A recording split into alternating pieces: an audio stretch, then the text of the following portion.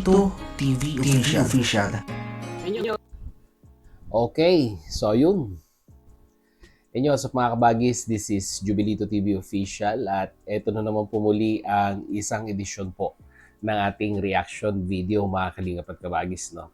And for today's reaction video, pambihira, mukhang nilulubos po ni Tatay Pedring or ni Federico Santos ang kanyang pamamalagi dito po sa Dait at nilulubos-lubos niya na ang mga ikangay panahon na nandyan siya para makabawi sa mga taong naatraso niya, no? Mga kalingap at kabagis, no? So itong buong maghapon na ito ay naging meaningful, no? Sa isang dating anti-kalingap na ngayon po ay pilit binabago ang kanyang imahe para po sabihin na nating magustuhan at mapatawad ng community po ng Kalingap. Lalong-lalo na po, mga Kalingap at kabagis, dito po sa beneficiaries na ito. No? Isa lang naman po itong beneficiaries na ito, yung pinakamatinding binanatan ni Lolo Pedring, no? Nitong mga nakaraang buwan na halos humantong na po, no? Sa sampahan ng reklamo sa cybercrime. No? So, siguro hindi pa huli ang lahat para kay Lolo Pedring to seek redemption sa mga taong natraso niya. So, sinimulan niya na kaninang umaga kay Kuya Bal, kay Ate Edna, tapos may live pa si Kuya Mel, nakasama niya sa mismong live. At ngayon naman po, mga kalingap at kabagis, narito po, kitang-kita ang beneficiaries na nilait ni Lolo Pedring noon at ngayon naman po ay kanyang kasakasama at one thing for sure ay humingi na po siya ng dispensa dito po kay Viance. So sa tingin ko po marami po ang magiging hati ang opinion regarding dito. Dahil alam naman po natin na yung reklamo ay nakasampa na, ongoing. So ang katanungan na lamang po, mga kalingap at kabagis, no? Iuurong na ba ng pamilya nila Viance ang reklamo nila kay Lolo Pedring or itutuloy-tuloy pa nila ito in despite of paghingi ng tawad or dispensa ni Lolo Pedring sa kanyang mga nasabi nitong mga nakaraang buwan. As far as I know, mga kalingap at kabagis, dito po sa larawan na ito ay hindi pa niya nakakausap ang mismong pamilya. Ito pa lamang ay nakausap niya siguro itong si Viance at humingi na po siya ng dispensa. And one thing for sure, Viance ay meron pong isang malaking puso yan. Isang pusong kalingap din po na hindi po nagkikimkim ng sama ng loob. And one thing for sure, mga kalingap at kabagis, ay napatawad na ni Viance itong si Lolo Pedring. Sa aspeto po ng, alam niyo na, to heal yung sugat na nalikha ni Lolo Pedring sa kanya.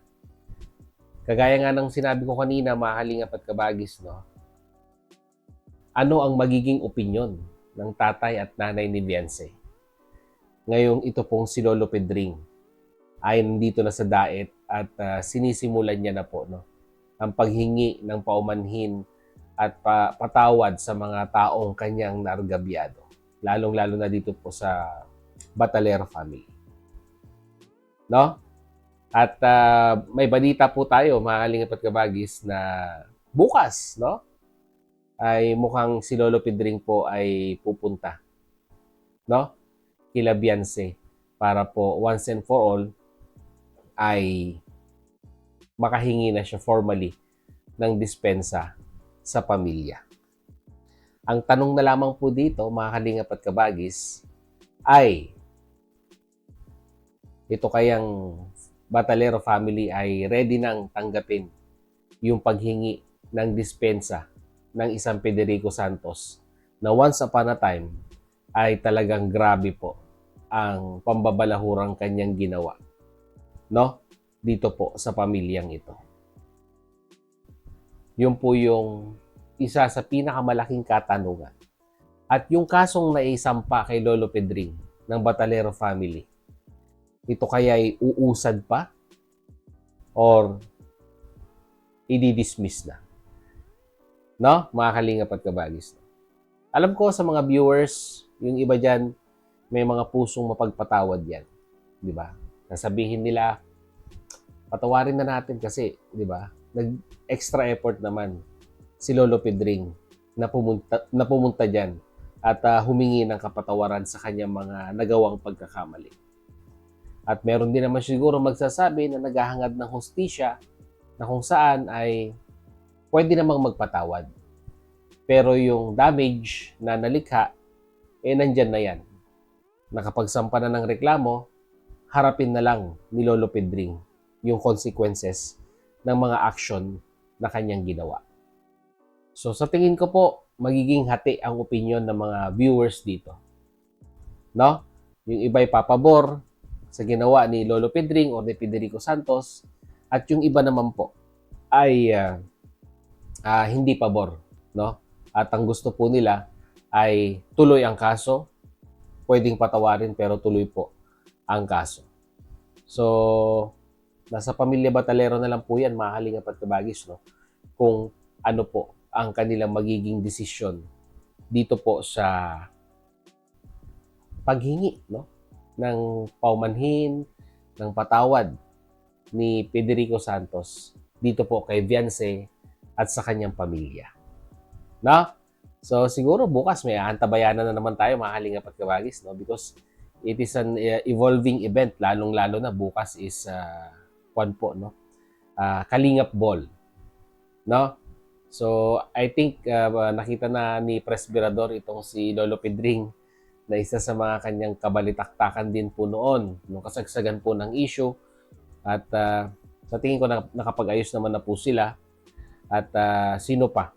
Si Dr. Lab. Yan. Hindi ko lang alam kung nagkita na sila ni Dr. Lab. Pero yung mga matinding kaaway niya po noon, like Kuya Mel, ay mukhang in good terms na po sila. At okay na po, no? Mga kalingap at kabagis, no?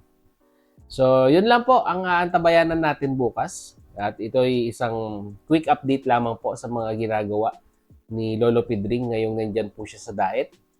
Yung kanyang misyon na humingi ng dispensa at kapatawaran sa mga taong kanyang nargabyado nung araw, no? At iniisa-isa niya na pupuntahan at kausapin para personally po, no, ay makahingi po ng tawad.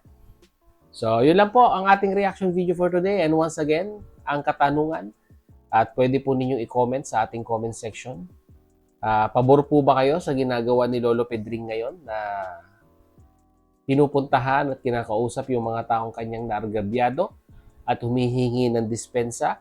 Or hayaan na lamang pong hustisya or yung reklamo po nila sa cybercrime ay patuloy na gumulong at hustisya na po ang magbibigay ng desisyon kung ano po yung nararapat na parusa, no? Hustisya po bang dapat magparusa kay Lolo Pedring or papatawarin po ng Batalero family ito pong si Lolo Pedring? So ilagay niyo po sa ating comment section, mga kalingap at kabagis, no? At magandang balitaktakan po ito sa ating comment section at talagang magiging mainit ang sagutan ng ating mga netizens, mga kalingap at kabagis, no? Regarding po sa usapin na ito. Yan. At wag po tayong bitter, mga kalingap at kabagis, no? Be considerate po, no, sa ating mga comment, sa ating mga isasagot sa comment section, no? At kahit paano naman po ay bigyan natin ng consideration yung ginagawa ni Lolo Pedring, no? Sa pagpunta niya po diyan sa Daet. I think so na malinis naman po ang kanyang intention, no, sa mga bagay-bagay na ito, mga kalingap at kabagis. So yun, sa mga hindi pa nakasubscribe sa ating YouTube channel, ayan, subscribe nyo na po, Jubilito TV Official. At kung nagustuhan nyo po ang ating reaction video for today, mga kalingap at kabagis, ay paki-like and share, no? Malaking tulong po sa aming mga content creator yan, na kung saan ay nai-improve ang algorithm ng aming mga video upload sa inyong pagla-like, no? Like lang, masaya na po kami mga kalingap at kabagis. No? Bawat nood, kahit hindi matapos, i-like nyo na po mga kalingap at kabagis. So hanggang dito na lang. Once again, this is Jubilito TV Official, proud member po ng Team Koos at ng Team Vios. As I always say mga kalingap at kabagis, peace, God first. God bless po. Bye-bye!